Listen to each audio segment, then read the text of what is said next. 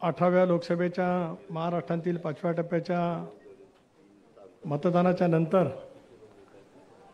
पहिल्या प्रथमच एका राजकीय पक्षाची बैठक राज्य पातळीवरती जी आपल्या पक्षाने या ठिकाणी आयोजित केली, राष्ट्रवादी काँग्रेस पक्षाने, आपल्या पक्षाचे राष्ट्रीय अध्यक्ष, आपल्या सर्वांचे राजकीय नेते आदरणीय अजितदादा पवार, पक्षाचे कार्याध्यक्ष आदरणीय प्रफुल्लभाई पटेल, पक्षाचे वरिष्ठ नेते नामदार भुजबळ साहेब, रामराजे नाईक निंबाळकर साहेब, मंत्रिमंडळातील उपस्थित असलेले माझे सर्वच या ठिकाणी सन्माननीय सहकारी, पक्षाचे आमदार, पक्षाचे माजी आमदार असलेले माझे सर्वच या ठिकाणी सन्माननीय सहकारी, पक्षाचे आमदार, पक्षाचे माजी आमदार,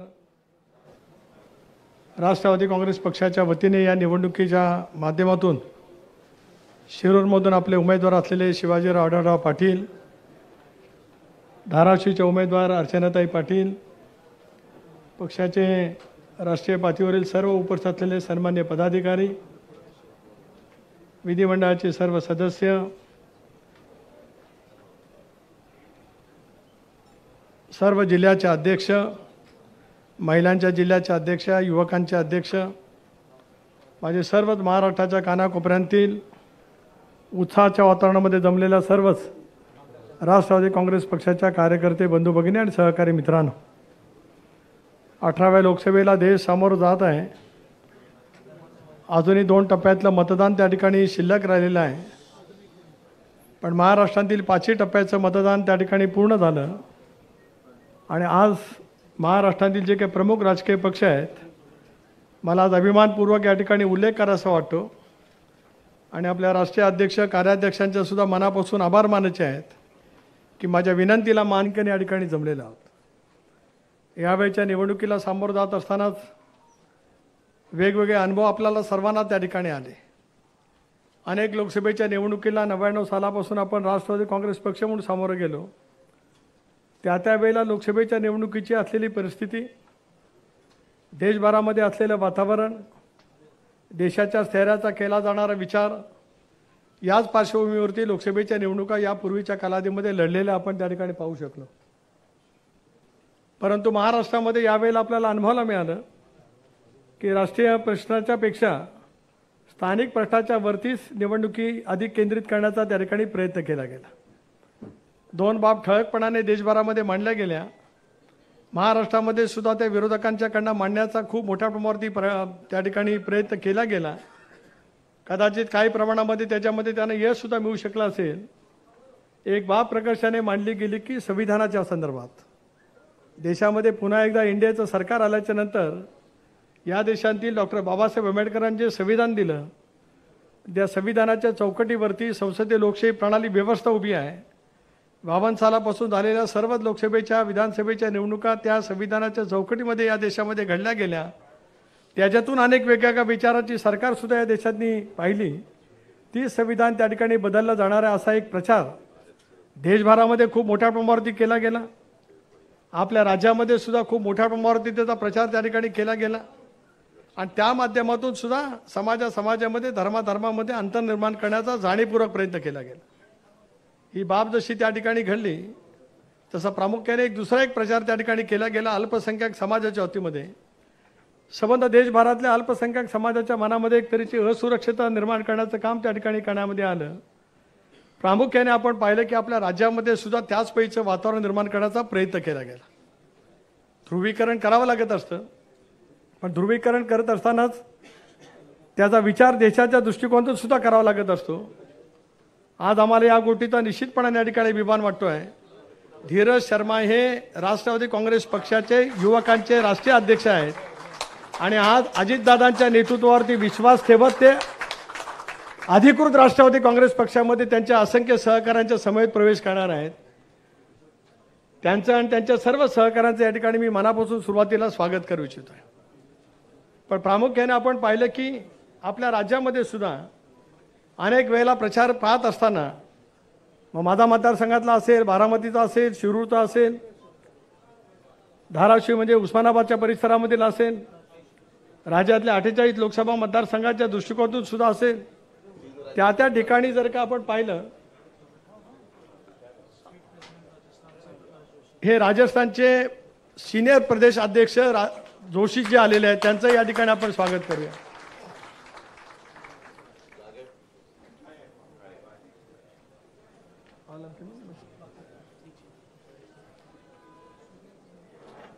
प्रकर्षाने यावेळेला अनुभवाला मिळालं. प्रफुल्लभाई, तुम्ही सुद्धा 91 सालापासून लोकसभेच्या निवडणुका लढत आलात. बिहारचे सुद्धा प्रदेश अध्यक्ष राणा रणवीर सिंग यांचाही आज आपल्या पक्षामध्ये प्रवेश आहे. म्हणजे आता निवडणूक आयोगाकडे माहिती सादर करत असताना कोण कोण जिल्हा प्रदेश अध्यक्ष कोणासोबत आहेत हे जे काही सांगितलं गेलं, मला या गोष्टीचा अभिमान वाटतोय प्रदेश अध्यक्ष म्हणून दादा, की निवडणुकीचे निकाल येण्याच्या अगोदरच या सर्वांनी तुमच्या आणि प्रफुल्लभाईंच्या नेतृत्वावरती विश्वास ठेवत आज राष्ट्रवादी काँग्रेस पक्षामध्ये प्रवेश करण्याचा एक निर्णय त्या ठिकाणी घेतला गेलेला आहे. अनेक वेळेला राजकारणामध्ये म्हटलं जातं की उगवत्या सूर्याला नमस्कार केला जातो. उगवता सूर्य आहेच, घड्याळ तेच, वेळ नवी, अभिजित पर्व नवीन सुरू झालेलं आहे हे आपण म्हणतोच आहोत. पण आज देशभरामध्ये एक असं माहोल करण्याचा त्या ठिकाणी प्रयत्न केला गेला की या संबंध लोकसभेच्या निवडणुकीच्या माध्यमातून काहीतरी वेगळा निकाल देशभरामध्ये सुद्धा येईल आणि राज्यामध्ये सुद्धा त्या ठिकाणी येईल. आपण अनेकांची वक्तव्य जर का त्या ठिकाणी पाहिली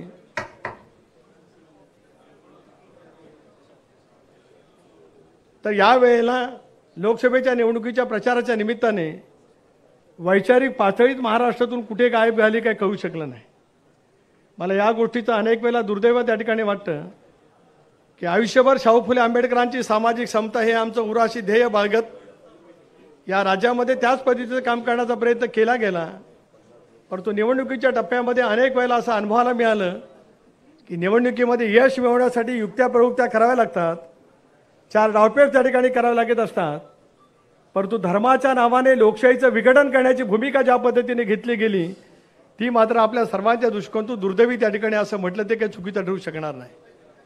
मला आज बाबा सिद्दीकी असतील, मुश्ताक अंतुले असतील, नजीब मुल्ला असतील, आमचे इलियाजी नायकवडे असतील, या अल्पसंख्याक समाजांतील आज पक्षाचं जे काही नेतृत्व करतात, मी त्यांना सीमित केवळ त्या समाजापुरता या ठिकाणी म्हणत नाही, पण अल्पसंख्याक समाजाच्या मनामध्ये जे काही विद्वेष निर्माण करण्याचा प्रयत्न केला गेला, राष्ट्रवादी काँग्रेस पक्षाची स्पष्टपणाची भूमिका त्या मतदारांच्या पर्यंत पोहोचवण्याच्या दृष्टिकोनातून या साऱ्यांनी महत्त्वपूर्ण योगदान दिलं, त्याचा सुद्धा उल्लेख आजच्या या बैठकीच्या निमित्ताने या ठिकाणी मी करू इच्छित आहे. आणि म्हणूनच आपण पाहिलं या ठिकाणी दादा एका गोष्टीचं शल्य आणि दुःख वाटलं की ज्या पद्धतीने पक्ष उभारणीमध्ये आपल्या सारांचं योगदान त्या ठिकाणी राहिलं, या निवडणुकीमध्ये अनेकांनी अनुभवलं असेल, कदाचित बारामतीच्या मतदारसंघामध्ये अनुभवलं असेल, शिरूरच्या मध्ये अनुभवलेलं असेल, वेगवेगळ्या ठिकाणी आज ज्या उमेदवार त्या ठिकाणी उभे राहिले, आपले उमेदवार राष्ट्रवादी काँग्रेस पक्षाच्या घड्याळाच्या चिन्हावरती असतील, पण तुतारीच्या चिन्हावरती ज्या ज्या ठिकाणी उमेदवार उभे राहिले असतील, मित्र पक्षांच्या प्रचारासाठी त्या ठिकाणी काही नेते गेले असतील, त्यावेळेला ज्या पद्धतीने टीका टिप्पणी झाली, वैचारिक टीका टिप्पणी मी समजू शकतो, सिद्धांताच्या वरची वैचारिक टीका मी समजू शकतो, पण ज्या पद्धतीची टीका टिप्पणी करत असताना त्याचा पातळीचा स्तर ज्या पद्धतीने खाली करण्यामध्ये आला ती बाब आमच्या सर्वांच्या दृष्टिकोनातून अत्यंत क्लेशकारक त्या ठिकाणी होती. हे मला आवर्जून या ठिकाणी या निमित्ताने सांगायचं आहे. आणि म्हणूनच ही सगळी टीका टिप्पणी होत असतानाच मला आवर्जून आपल्याला सर्वांना या ठिकाणी सांगायचं आहे की अतिशय खालच्या स्तरावरच्या किंवा कार्यकर्त्यांच्या, तालुका जिल्हा स्तरावरच्या कार्यकर्त्यांच्या तोंडातून ज्या पद्धतीने दादा आणि दादांच्या संदर्भातली वक्तव्य त्या ठिकाणी केली गेली, पक्षाच्या संदर्भात वक्तव्य त्या ठिकाणी केली गेली, त्याचा सुद्धा तुमच्या सर्वांच्या साक्षीने जाहीर निषेध आज या ठिकाणी या निमित्ताने मी करू इच्छित आहे. कारण शेवटी ज्या वेळेला नेत्यांच्याच उपस्थितीमध्ये अशी भाषणं होतात याचा अर्थ असा आहे की ती नेत्यांना मान्य होती.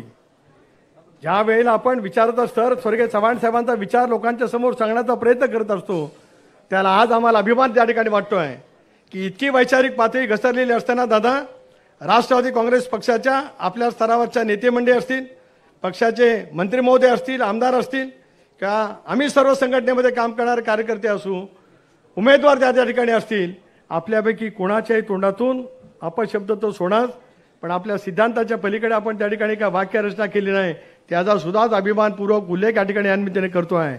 होय, स्वर्गीय चव्हाण साहेबांच्या विचाराचे खरेखुरे वारसदार कोण आहेत तर या व्यासपीठावरती असलेले आणि समोर बसलेले हे सगळेजण त्या विचाराचे वारसदार आहेत, याचा सुद्धा अभिमानपूर्वक उल्लेख या निमित्ताने मी करू इच्छित आहे. काही गोष्टी मधल्या कालावधीमध्ये प्रकर्षाने त्या ठिकाणी घडल्या, काही उल्लेख केले गेले, 2004 सालामध्ये सर्वाधिक जागा राष्ट्रवादी काँग्रेस पक्षाला मिळाल्या, त्याला मुख्यमंत्रीपद राष्ट्रवादी काँग्रेस पक्षाला मिळालं होतं, अशी भावना की आज नाही. दादांच्या नेतृत्वाखाली राष्ट्रवादी काँग्रेस पक्षाला अधिकृत मान्यता मिळाल्यापासून ती नव्हे, तर ती 2004 सालापासून राष्ट्रवादी काँग्रेस पक्षाच्या कार्यकर्त्यांच्या मनामध्ये त्या ठिकाणी सहल होती. मांडलं गेलं त्या ठिकाणी. मी कोणाला कॉन्ट्राडिक्ट करण्यासाठी या ठिकाणी उभा नाही, पण सांगितलं गेलं की 2004 सालामध्ये मुख्यमंत्रीपद घेतलं असताना भुजबळांना मुख्यमंत्रीपद दिलं असतं तर पक्ष फुटला असता. मला माहिती आहे भुजबळ साहेब, 99 सालामध्ये राष्ट्रवादी काँग्रेस पक्ष ज्याला निर्माण झाला त्याला सोनिया गांधीपासून माधवराव सिंध्यांच्यापासून सर्वांनी तुम्हाला फोन केले होते आणि काँग्रेस पक्षामध्ये राहा, काँग्रेस पक्ष तुम्हाला मुख्यमंत्रीपद देईल असं तुम्हाला सांगितलं गेलं. पण पहिल्या प्रथम पवार साहेबांच्या सोबत जाण्याचं धाडस कोणी दाखवलं तर ते छगन भुजबळांनी दाखवलं. हे सुद्धा मला या ठिकाणी अन्मितेने सांगायचं. 99 सालामध्ये ते उपमुख्यमंत्री झाले. 2004 सालामध्ये तर भुजबळ साहेबही दावेदार होते, पदमसिंग पाटील होते, विजयसिंग मोहिते पाटील होते, मधुकरराव पिचड होते. पण भुजबळ जर काही मुख्यमंत्री झाले असते तर पक्ष फुटला गेला असता असं नवीन त्या ठिकाणी सांगितलं झालं. पण प्रफुल्लभाई 2004च्या निवडणुकीला आम्ही सामोरं जात असताना देशामध्ये युपी अस्तित्वात आलं होतं. आदरणीय पवार साहेब 3ऱ्या क्रमांकाचे मंत्री होते, मनमोहन सिंगजी, प्रणब मुखर्जी आणि पवार साहेब. राष्ट्रवादी काँग्रेस पक्ष देशामध्ये सत्तेमध्ये त्या ठिकाणी आला होता. पक्ष फुटण्याची भुजबळांची निवड झाली असती तर पक्ष फुटण्याचं सूत्रम शक्यता त्या कालावधीमध्ये नव्हती. त्यानंतर असंही म्हटलं गेलं की अजितदादा नौखे होते त्यावेळेला किंवा ज्युनियर होते. मला नम्रपणे या ठिकाणी सांगायचं आहे की 91 सालामध्ये फार मोठ्या फरकाने अजितदादा लोकसभेच्या निवडणुकीमध्ये जिंकून आले होते. राजीव गांधींच्या खालोखाल जर का मताधिक्य कोणाला मिळालं असेल तर ते अजितदादांना 91च्या निवडणुकीमध्ये त्या कालावधीमध्ये मिळाले. सुधाकरराव नाईक साहेबांच्या मंत्रिमंडळामध्ये ते राज्यमंत्री राहिले. 99 सालापासून ते मंत्रीसुद्धा राहिले. त्यांनाही मंत्रिपदाचा 9 वर्षाचा त्या ठिकाणी 7 वर्षाचा अनुभव त्या ठिकाणी होता. प्रशासनाचं कौशल्य त्या ठिकाणी होतं. 2004 सालामध्ये राष्ट्रवादी काँग्रेस पक्षाचे 73 आमदार आणण्यामध्ये अजितदादांचा सिंहाचा वाटा होता. हे सुद्धा मला आज या कार्यक्रमाच्या बैठकीच्या निमित्ताने या ठिकाणी सांगायचं. पण मग करायचं नव्हतं कोणाला, पण तशा पद्धतीची आज बोलणं त्या ठिकाणी जात आहे. मी प्रकर्षाने मला सांगण्याचा हेतू हाच आहे, राष्ट्रवादी काँग्रेस पक्षामध्ये असलेलं नेतृत्व जनताभिमुख त्या ठिकाणी काम करण्याची भूमिका त्या ठिकाणी घेत असल्यामुळे तशा पद्धतीचं यश पक्षाला त्या ठिकाणी निश्चितपणाने मिळत गेलं आणि त्याच्यातून एक नवीन वातावरण निर्माण झाल्याचं आपल्याला त्या ठिकाणी पाहायला मिळू शकतं. आज तुम्ही आम्ही सगळेजण अनुभवतो आहोत. आपण निर्णय घेतल्याच्या नंतर या निर्णयावरती सुद्धा मोठ्या प्रमाणावरती टीका टिप्पणी करण्याचा प्रयत्न त्या ठिकाणी केला गेला. आपण स्वच्छपणाची भूमिका पहिल्या दिवसापासून मांडली की ज्या विचारधारेवरती राष्ट्रवादी काँग्रेस पक्ष आणि पक्षाचे सर्व नेते आपापल्या सार्वजनिक जीवनामध्ये राजकीय जीवनामध्ये काम करत आलेत, तो धर्मनिरपेक्ष विचार, शाहू फुले आंबेडकरांची सामाजिक समता याच्यापासून जराही तसूभर आम्ही बाजूला ठरणार नाही. ही विचारधारा 5 तारखेलाच METच्या त्या ठिकाणी आपण राष्ट्रीय अधिवेशन घेतलं होतं. त्या ठिकाणी अजितदादांनी, प्रफुल्लभाईंनी, भुजबळ साहेबांनी, मी असेन आणि सर्वांनी त्या ठिकाणी स्पष्ट केली. वारंवार प्रत्येक कार्यक्रमामध्ये सुद्धा या संदर्भातली आपण स्पष्टता त्या ठिकाणी देत आलो. याचं महत्त्वाचं कारण असं की तो आपला मूलभूत सिद्धांत त्या ठिकाणी आहे. पण प्रश्नचिन्ह तुमच्या विश्वासावरती निर्माण करायचं असेल, निवडणुकीमध्ये यश अनेक वेळा संपादित करायचं असेल तर मग तशा पद्धतीचा प्रसार करण्याची भूमिका त्या ठिकाणी सातत्याने घेतली गेली. सोशल मीडियाच्या माध्यमातून ज्या पद्धतीने टीका टिप्पणी करण्याचा, महिलांच्या संदर्भामध्ये सुद्धा ज्या पद्धतीने टीका टिप्पणी झाली, महिला पदाधिकाऱ्यांच्या संदर्भातली सुद्धा टीका टिप्पणी झाली, ही महाराष्ट्राच्या सांस्कृतिक विचारधारेला अशोभनीय होती. हे सुद्धा उल्लेख आजच्या या बैठकीच्या निमित्ताने या ठिकाणी मी करू इच्छितो. निवडणुकीचे निकाल 4 तारखेला लागतील. देशामध्ये पुन्हा एकदा इंडियाचं सरकार येईल आणि अजितदादांच्या नेतृत्वाखाली राष्ट्रवादी काँग्रेस पक्षाने जो अभूतपूर्व निर्णय घेतला आहे, महाराष्ट्राची जनता ज्याच्यावरती 100% शिक्कामोर्तब करेल असा मला विश्वास सुद्धा त्या ठिकाणी त्या निमित्ताने वाटतो. अनेक वेळेला सुद्धा निवडणुकीच्या कालावधीमध्ये म्हटलं गेलं की किती जागा मिळाल्या वगैरे वगैरे. होय, 4 जागांच्या वरती चिन्हावरती आपण लढलो. बारामती, रायगड, शिरूर, धाराशिव, परभणीची जागा आपल्याला दिली. राजेश फिटेकर या ठिकाणी आहेत. आम्ही सुरुवातीपासून त्यांच्या उमेदवारीला त्या ठिकाणी प्रोत्साहित केलं होतं. परंतु आघाडीच्या राजकारणातली, महायुतीच्या राजकारणातली अपरिणता लक्षामध्ये घेता परभणीची जागा मित्र पक्षाला आपण राष्ट्रवादी काँग्रेस पक्षाच्या कोट्यातून त्या ठिकाणी सोडली आणि महादेवराव जानकरांनी ती उमेदवारी त्या ठिकाणी केली. राजेश प्रताप देशमुख त्यांच्या सर्व सहकाऱ्यांचं मी मनापासून आभार मानतो की पक्षाने घेतलेल्या निर्णयाच्या अंमलबजावणी करण्यासाठी उमेदवारी जरी मिळाली नाही, उमेदवारीसाठी महिना 2 महिने पक्षाच्या माध्यमातून ते जरी फिरले, मी स्वतः प्रदेशाध्यक्ष म्हणून त्यांचा दौरा त्या ठिकाणी केला होता, त्यावेळेला तेच उमेदवार असतील असं स्पष्ट केलं होतं, परंतु युतीच्या राजकारणामध्ये ते घडू शकलं नाही. त्याच्याबद्दलचा कुठलाही मनामध्ये भाव न ठेवता पक्षाने घेतलेल्या निर्णयाची अंमलबजावणी करण्याचं काम सुद्धा त्यांनी त्या ठिकाणी घेतलं. शिवाजीराव तुम्ही असताल, आमच्या अर्चनाताई असतील, अखेरच्या टप्प्यामध्ये आपण सगळेजण सोबत आलो. शिवाजीराव तुम्ही सुद्धा राष्ट्रवादी काँग्रेस पक्षामध्ये होता, अर्चनाताई सुद्धा राष्ट्रवादी काँग्रेस पक्षामध्ये होत्या. म्हणजे आम्हीच काहीतरी उमेदवार आयात केले अशापैकी सुद्धा टीका टिप्पणी त्या ठिकाणी झाली. अशी कितीतरी नावं सांगता येतील की तिकडच्या बाजूनी सुद्धा अखेरच्या टप्प्यामध्ये वेगवेगळे उमेदवार त्या ठिकाणी घेतले गेले. पण हे विस्ताराने मी एवढ्यासाठी का सांगतो आहे की आता लोकसभेच्या निवडणुकीचं कवित्व 4 तारखेला संपेल, देशामध्ये एनडीएचं सरकार त्या ठिकाणी होईल. पण आता आपल्याला सर्वांनाच आगामी येणाऱ्या विधानसभेच्या निवडणुकीला त्या ठिकाणी सामोरं जायचं आहे.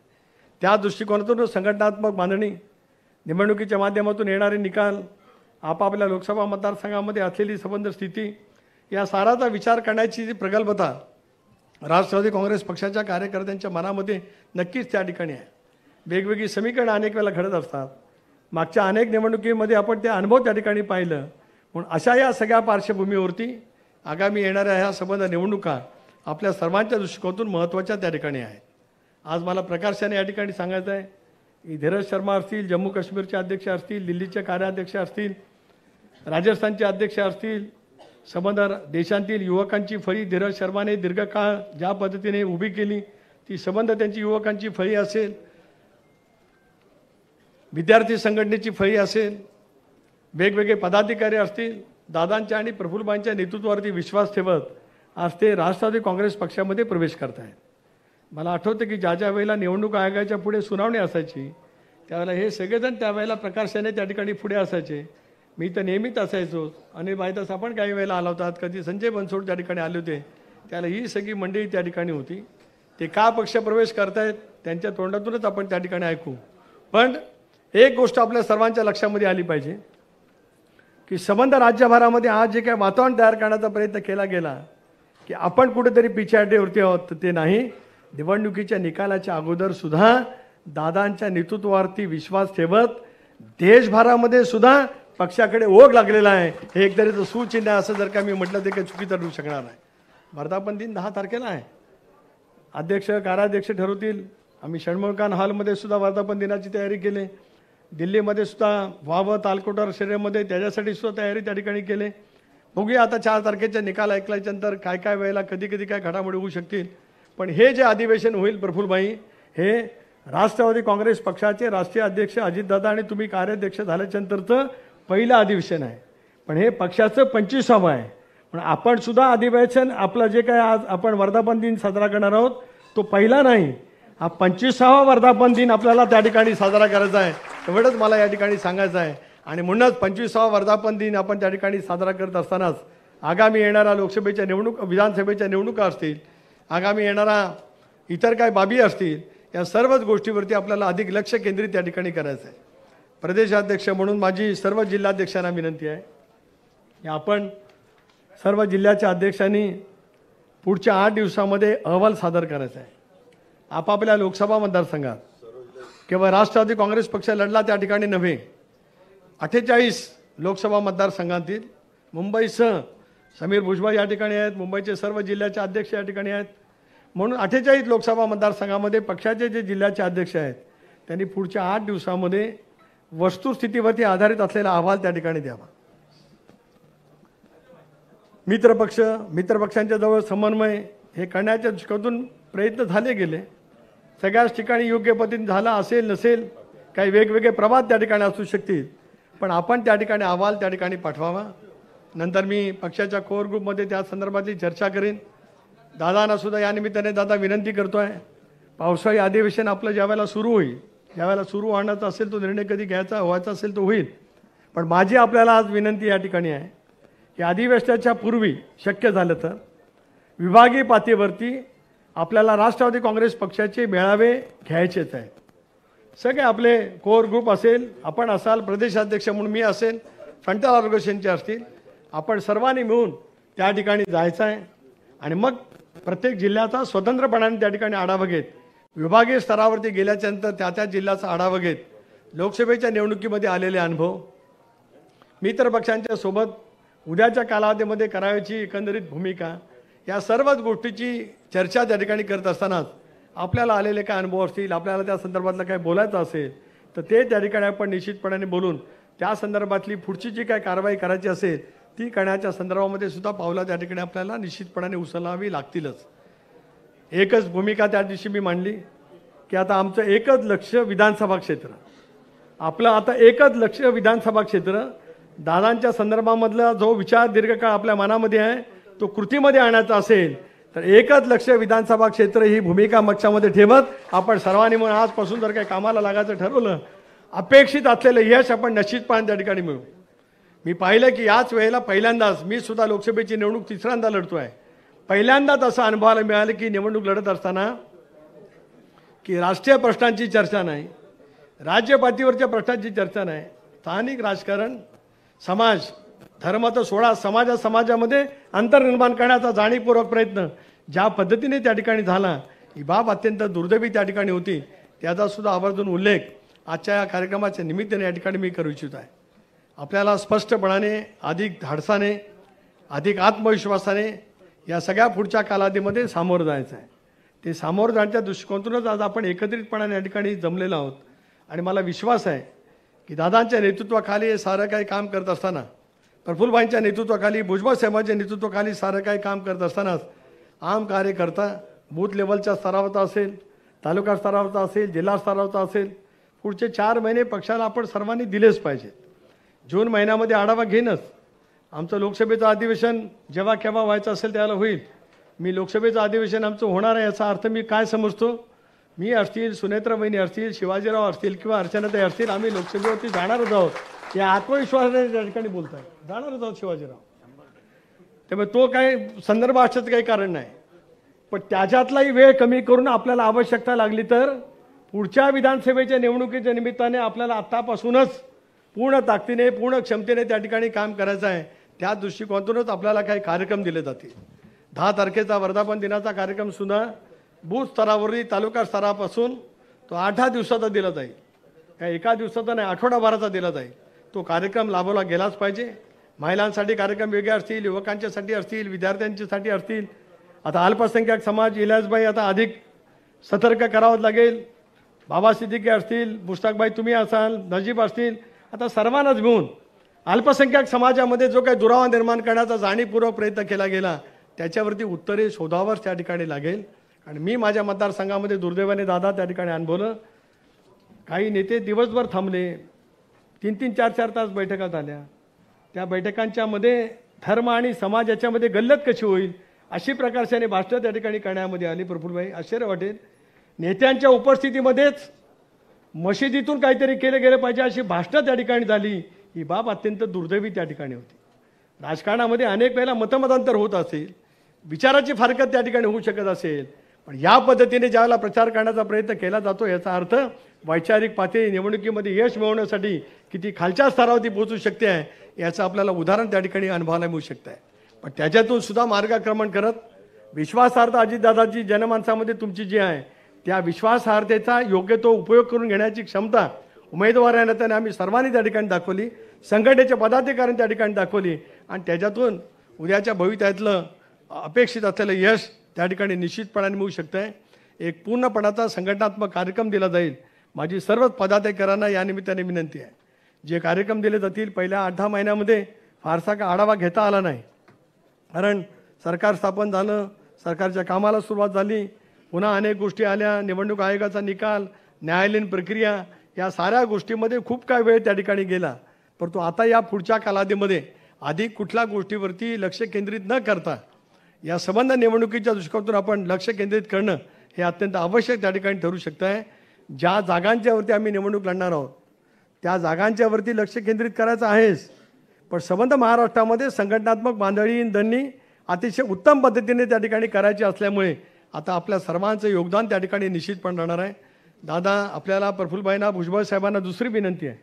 प्रफुल्लभाई, तुम्हाला भुजबळ साहेबांना आणि दादांना विनंती आहे, मधल्या कालावधीमध्ये आपण सत्तेमध्ये गेल्याच्यानंतर एक समन्वय समिती राहिली, त्याच्यामध्ये चर्चा झाली महामंडळांची, त्याच्यामध्ये इतर गोष्टीची सुद्धा चर्चा झाली. आता एकदा त्या विषयावरती सुद्धा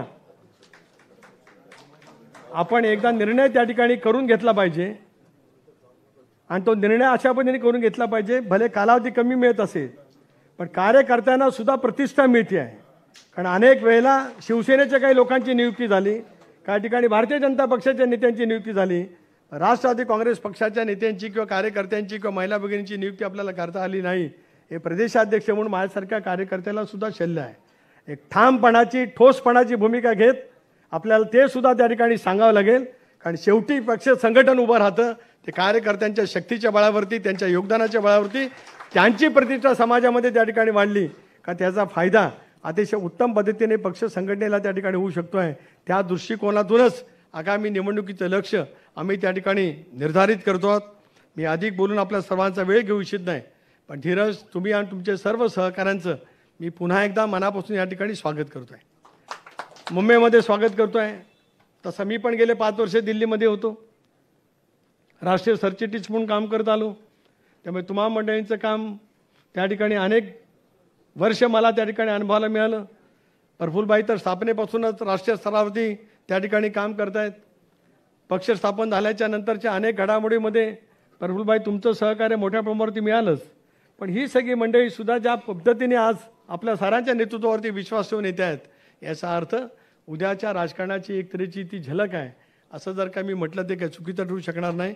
पण आज जम्मू काश्मीरचे प्रदेशाध्यक्ष असतील, राजस्थानचे प्रदेशाध्यक्ष असतील, दिल्लीचे कार्याध्यक्ष असतील, कारण दिल्लीचे अध्यक्ष काँग्रेस पक्षामध्ये गेले, त्यामुळे तिथले जे कार्याध्यक्ष असतील, संबंध युवकांची जी काय आज फळी असेल देशभरातली, विद्यार्थी संघटनेची जी काय फळी असेल आणि वेगवेगळ्या राज्यांमध्ये सुद्धा होणारं सत्यानंतर 10 तारखेला किंवा जेव्हा केव्हा आपण वर्धापन दिन साजरा करू, 10 तारखेला किंवा त्याच्या आसपास, त्यावेळेला मला विश्वास आहे प्रफुल्लभाई की अनेक राज्यांतील प्रदेशाध्यक्षसुद्धा आपल्या सर्वांच्या सोबत आलेले आपल्याला त्या ठिकाणी पाहायला मिळतील. एवढंच मोजक्या शब्दामध्ये या ठिकाणी सांगतो. आपल्या सर्वांचं मी मनपूर्वक या ठिकाणी स्वागत करतो. अभूतपूर्व संख्येने आलात. आमचे सर्व विधानसभा सदस्यसुद्धा या ठिकाणी आहेत, विधान परिषद सदस्यसुद्धा या ठिकाणी आहेत, पक्षाचे उमेदवारसुद्धा या ठिकाणी आहेत, जिल्ह्याचे अध्यक्ष आहेत, महिला आहेत, युवक आहेत. पक्षाचा ज्या कार्यकर्त्यांच्या बळावरती पक्ष संघटना उभी असते असे सगळे पक्षाचे प्रमुख कार्यकर्ते आजच्या या बैठकीच्या निमित्ताने या ठिकाणी आपण उपस्थित राहिलात.